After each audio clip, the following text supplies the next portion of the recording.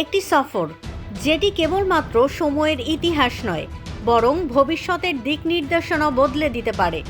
সম্প্রতি চীন ভ্রমণ করে সেই মহাকাব্যিক অধ্যায়ের সূচনা করেছেন বাংলাদেশের নোবেল বিজয়ী অর্থনীতিবিদ ডক্টর মোহাম্মদ ইউনূস। অর্থনৈতিক দর্শনের পথিকৃৎ এই ব্যক্তিত্বের সফর যেন হয়ে উঠেছিল সম্ভাবনার এক নতুন দিগন্ত।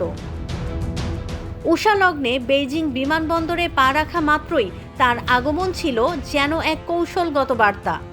চোখ ধাঁধানো রাষ্ট্রীয় আতিথ্য আর অভিজাত কূটনৈতিক পরিবেশে ডক্টর ইউনূস একের পর এক গুরুত্বপূর্ণ বৈঠকে অংশ নেন চীনা সরকারের উচ্চ পর্যায়ের কর্মকর্তাদের সঙ্গে। আলোচনার প্রতিটি ধাপে উন্মোচিত হয় নতুন নতুন সম্ভাবনার জানালা।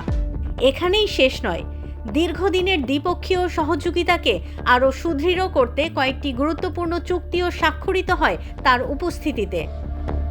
অর্থনৈতিক সংস্কার, ক্ষুদ্র ঋণ কার্যক্রম এবং সবুজ উন্নয়ন নিয়ে চীন ও বাংলাদেশের মধ্যে পারস্পরিক সহযোগিতা জোরদারের অঙ্গীকারও করা হয়। চীনের সঙ্গে বাংলাদেশের যেসব চুক্তি হয়েছে সেগুলো দেখে নেই এক ঝলকে।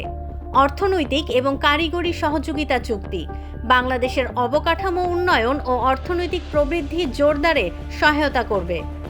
8টি সমঝোতা স্মারক, চিরায়ত সাহিত্য অনুবাদ, সাংস্কৃতিক বিনিময়, সংবাদ মাধ্যমের সহযোগিতা, ক্রীড়া এবং স্বাস্থ্য খাতে এই সমঝোতাগুলো পারস্পরিক সম্পর্ককে আরও মজবুত করবে। মোংলা বন্দরের আধুনিকায়ন ও সম্প্রসারণ, এটি কৌশলগতভাবে গুরুত্বপূর্ণ কারণ দক্ষিণ এশিয়ার সমুদ্রপথে বাংলাদেশের ভূমিকা আরও কার্যকর হবে এবং দেশের রপ্তানি আমদানিতে গতি আসবে। চীনা শিল্প অর্থনৈতিক অঞ্চল, বিনিয়োগ এবং প্রযুক্তি স্থানান্তরের মাধ্যমে বাংলাদেশের উৎপাদন খাতে নতুন কর্মসংস্থান এবং অর্থনৈতিক কার্যক্রম বাড়বে।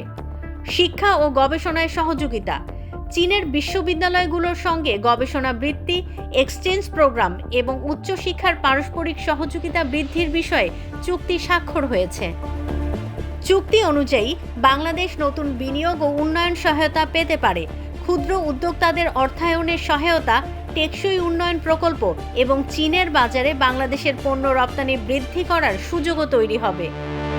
শিক্ষাবৃত্তি এবং গবেষণার ক্ষেত্রেও সহযোগিতার প্রসার ঘটতে পারে। চীনের সঙ্গে ঘনিষ্ঠতা বাড়ানোয় বাংলাদেশের ওপর ভারতের নজরদারি আরও বাড়তে পারে। ভৌগোলিক অবস্থানের কারণে বাংলাদেশ চীন ও ভারতের মধ্যকার প্রতিযোগিতার কেন্দ্রে অবস্থান করছে। চীনের অর্থনৈতিক সহযোগিতা দীর্ঘমেয়াদের ঋণ নির্ভরতা বাড়াতে পারে, যা ভবিষ্যতে ঋণের ফাঁদে পড়ার শঙ্কা তৈরি করতে পারে। ডক্টর ইউনূসের এই সফর ভারতের জন্য কিছুটা উদ্বেগের কারণ হতে পারে। বাংলাদেশ চীন সম্পর্ক ঘনিষ্ঠ হলে এটি ভারতের ভূরাজনৈতিক কৌশলে প্রভাব ফেলতে পারে। দক্ষিণ এশিয়ায় চীনের প্রভাব বৃদ্ধি ভারতের জন্য একটি চ্যালেঞ্জ হিসেবে দেখা দিচ্ছে। বাংলাদেশে চীনা বিনিয়োগ বাড়লে এবং কৌশলগত প্রকল্পে চীনের অংশগ্রহণ বাড়লে ভারত সতর্ক হয়ে উঠবে।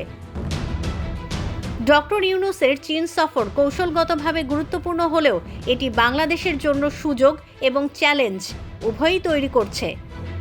বাংলাদেশ চীন ও ভারতের সঙ্গে ভারসাম্যপূর্ণ সম্পর্ক রক্ষা করে এগোলে দীর্ঘমেয়াদে অর্থনৈতিক ও কূটনৈতিক সুবিধা পেতে পারে। তবে ঋণ নির্ভরতা বা কৌশলগত প্রভাবের দিকে সতর্ক নজর রাখা জরুরি।